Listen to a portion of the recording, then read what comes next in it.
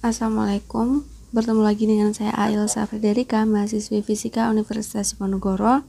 Hari ini ingin menjelaskan mengenai pengukuran radiasi bocor pada tabung pesawat sinar X. 1. Pendahuluan. Radiasi bocor atau leakage radiation merupakan radiasi yang keluar dari tabung pesawat sinar X selain berkas utama atau berkas primer. Artinya jika ada radiasi yang terdeteksi bukan berasal dari berkas utama, maka radiasi tersebut adalah radiasi bocor. Radiasi bocor berguna untuk desain tabung sinar X dan desain ruang radiasi. Pada desain tabung sinar X, besarnya radiasi bocor diusahakan tidak memberi kontribusi ke berkas utama. Pada desain ruang radiasi, besarnya radiasi bocor akan berkontribusi ke tebalnya dinding penahan radiasi yang digunakan. Menurut Perkabapeten nomor 15 2014, nilai maksimum radiasi bocor adalah 1 mg per jam pada jarak 1 meter dari fokus. Nilai tersebut digunakan pada desain tabung sinar X. Sedangkan nilai radiasi bocor yang digunakan untuk desain ruang radiasi adalah sebagaimana rekomendasi NCRP nomor 147. Nilai maksimum radiasi bocor dari tabung sinar X adalah 0,1% dari berkas utama. Nilai batas 1 mg per jam itu adalah nilai maksimum radiasi bocor untuk desain tabung pesawat sinar X. Artinya pada kondisi normal nilai tersebut tidak akan dicapai kecuali tabung pesawat sinar X rusak bungkusnya atau ada penggantian kolimator yang diduga terdapat rongga antara tabung dan kolimator. Permasalahan yang muncul adalah tata cara atau prosedur pengukuran untuk memastikan bahwa persyaratan radiasi bocor tabung sinar X dipenuhi. Video ini dibuat dengan harapan untuk memberikan panduan mengenai prosedur pengukuran radiasi bocor pada tabung sinar X. Rambu-rambu regulasi terkait radiasi bocor. Pada Perkabapeten nomor 15 2014 dapat diperoleh informasi terkait pengukuran radiasi bocor tabung pesawat sinar X radiologi diagnostik dan intervensional, yaitu batas nilai kebocoran radiasi adalah sebesar 1 mg dalam waktu 1 jam pada jarak 1 meter dari posisi fokus dengan kondisi kuat arus kontinu maksimum pada kilovolt peak maksimum. Selain itu, pada standar negara lain seperti Amerika Serikat dan India, diperoleh informasi bahwa pemenuhan persyaratan radiasi bocor dilakukan pada pengukuran dengan luasan 100 cm² dengan jarak maksimum 20 cm dari fokus. Kuat arus kontinu maksimum atau IMAX adalah kuat arus yang digunakan oleh pesawat sinar X untuk beroperasi selama 30 menit atau lebih. Artinya, pesawat sinar X dapat dioperasikan selama lebih dari 30 menit dengan menggunakan kuat arus kontinu. Salah satu contoh pesawat sinar X yang dapat dioperasikan secara terus-menerus dalam waktu 30 menit atau lebih adalah pesawat sinar X fluoroskopi. Menurut Busberg, kuat arus yang digunakan oleh pesawat sinar X fluoroskopi memiliki rentang nilai dari 1 sampai 5 mili. Setiap pesawat sinar X memiliki nilai kuat arus kontinu maksimum yang berbeda-beda. Perbedaan itu tergantung dengan siklus kerjanya atau duty cycle atau duty rating dari pesawat sinar X tersebut. Siklus kerja dari pesawat sinar X dapat dilihat pada spesifikasi kurva pendinginan untuk anoda dan wadah tabung atau grafik rating tabung. Siklus kerja merupakan kemampuan pesawat sinar X, dalam hal ini frekuensi, untuk dapat dilakukan penyinaran yang terus-menerus atau berurutan tanpa menimbulkan kelebihan panas atau overheat pada anoda. Siklus kerja juga dapat bermakna rasio dari waktu yang diperlukan untuk penyinaran dibanding dengan waktu yang diperlukan untuk pendinginan atau mulai penyinaran kembali. Interval antara penyinaran yang satu dengan penyinaran selanjutnya harus memadai untuk penghilangan panas dari anoda. Sehingga dapat dipahami bahwa siklus kerja suatu pesawat sinar X dapat dikarakterisasi dengan ukuran anoda, kilovolt dan miliampere, dan metode yang digunakan untuk pendinginan tabung. Misalnya, siklus kerja pesawat sinar X yang tertera pada spesifikasi teknis adalah 1:60 atau 0,0167. Artinya jika kita melakukan penyinaran dengan durasi waktu 0,25 detik, maka perlu jeda waktu sebelum dilakukan penyinaran selanjutnya selama 15 detik. Kuat arus kontinu maksimum dapat dihitung dari siklus kerja, yaitu 1/30 kali 20 mA sama dengan 0,67 mA.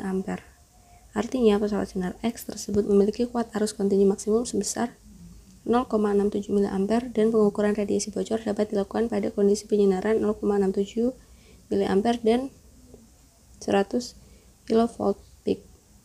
Selain itu, kuat arus kontinu maksimum juga dapat diperkirakan dari tegangan kerja maksimum sebuah pesawat sinar X.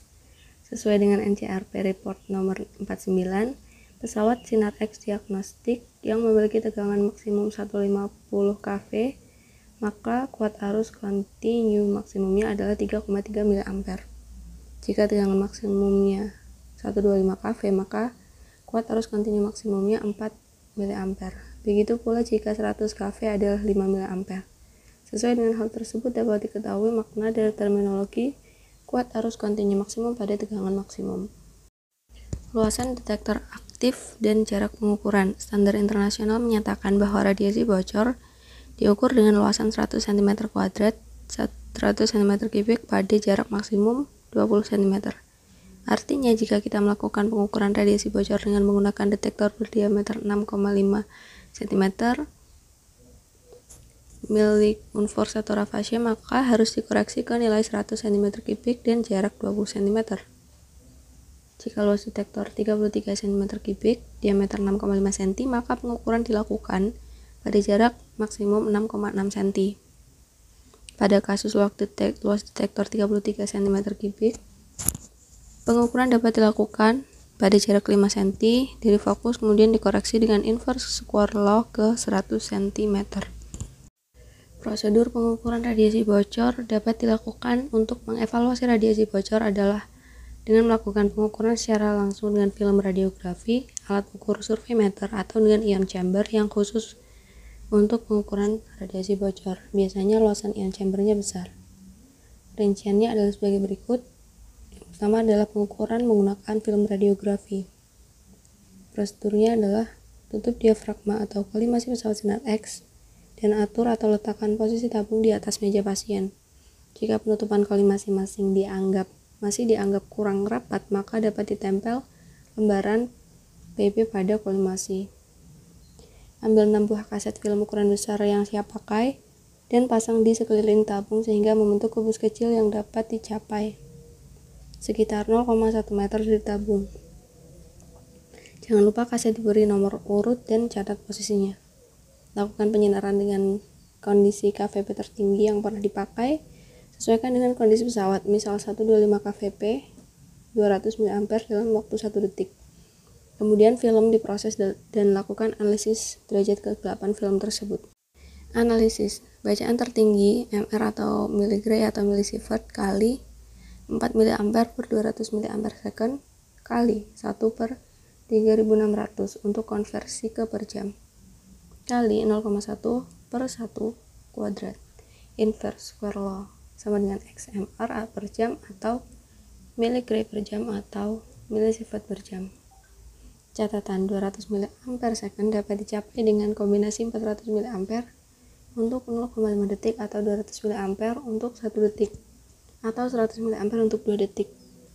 Dalam analisis ketiga, pilihan tersebut nantinya tetap dibagi 200 mA second dan dikalikan 3600 untuk konversi ke per jam. Yang kedua adalah pengukuran dengan ion chamber atau surveimeter.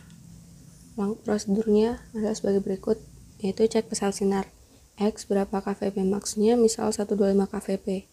Berarti nilai arus tabung kontinu 4 mA. Pilih KVP tertinggi yang pernah atau biasa dipakai dalam klinis, misalnya 100 KVP. Pilih MA terrendah yang biasa dipakai, misal 50 mA. Dan waktu penyinaran terlama yang pernah dipakai, misal 5 detik.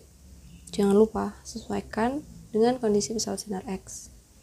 Set ukuran ke mode laju dosis rate, milligray per hour atau milisievert per hour atau MR per hour.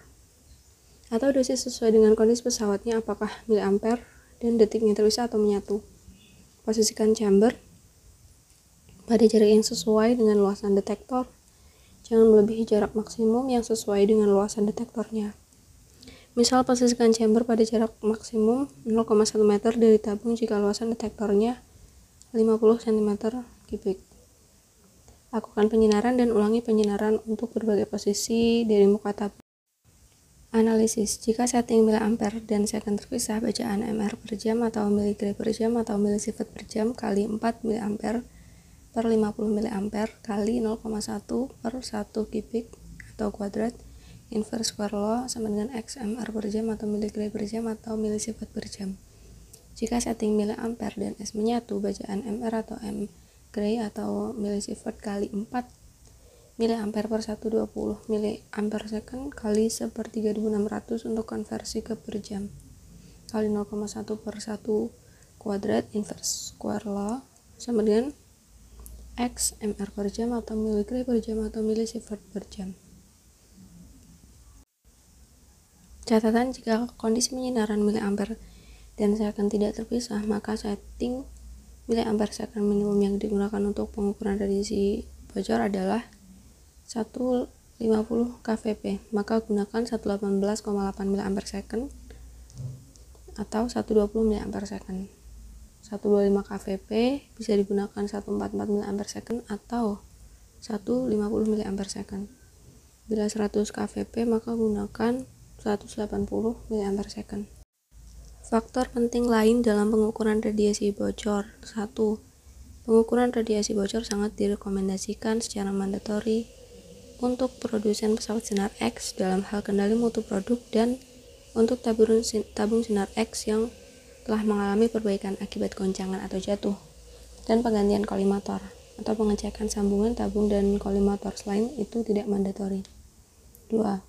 Pada kondisi nyata, pengukuran radiasi bocor tidak dilakukan pada tegangan maksimum, namun dilakukan pada tegangan tertinggi yang biasanya digunakan untuk penyinaran klinis. Tetapi pada analisisnya tidak perlu dinormalisasi ke KVP maksimum alat, namun hanya dinormalisasi ke kuat arus kontinu maksimum pada KVP maksimum. 3. Perlu diperhatikan dalam pengukuran radiasi bocor adalah waktu penyinaran dan miliampere yang digunakan. Pastikan bahwa waktu penyinaran yang dipilih adalah waktu yang paling lama yang bisa digunakan untuk klinis. Misal, kalau bisa 1 detik dapat dipakai yang 1 detik.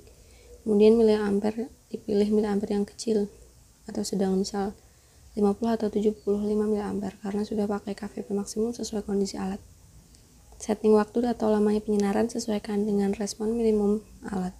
Misal, on-fall array safe, respon alatnya minimum 0,5 detik, maka harus dipilih waktu yang lebih dari 0,5 detik. Diusahakan jangan pilih waktu kurang dari 100 milisecond. Bagaimana kalau tidak ada pengaturan miliampere dan second, yang ada hanya miliampere second? Pilihan miliampere second minimum dapat dilakukan seperti catatan pada proses. 4. Data yang harus dicatat dalam pengukuran radiasi bocor. Jika setting alat tidak dapat dipisahkan dengan pengukuran miliampere dan second-nya, maka settingnya tentu miliampere second, sehingga data yang diukur adalah dosisnya. Jika setting alat dapat memisahkan miliampere dan second, maka data yang diambil adalah laju dosisnya. 5. Sebenarnya pengukuran hotspot radiasi bocor sangat direkomendasikan pakai film radiografi. Baru tahap selanjutnya, jika perlu kajian dosis maka perlu pakai ion chamber. Ini alasan proteksi. Kalau pengukuran radiasi bocor dilakukan dengan pilihan A. Personil berada di dekat sumber, B. Personil jauh dari sumber. Pilihan proteksi tentu pilih yang B. Terakhir, kembali lagi harus kita pikirkan bersama apakah radiasi bocor ini menjadi salah satu parameter uji tahunan atau tidak, atau harus dilakukan pada kondisi tertentu, misal untuk tahapan produksi pesawat sinar X dan pada tahapan penggunaan pesawat sinar X karena ada perbaikan tabung dan atau penggantian kolimator. Sekian dan terima kasih, sampai jumpa di video selanjutnya.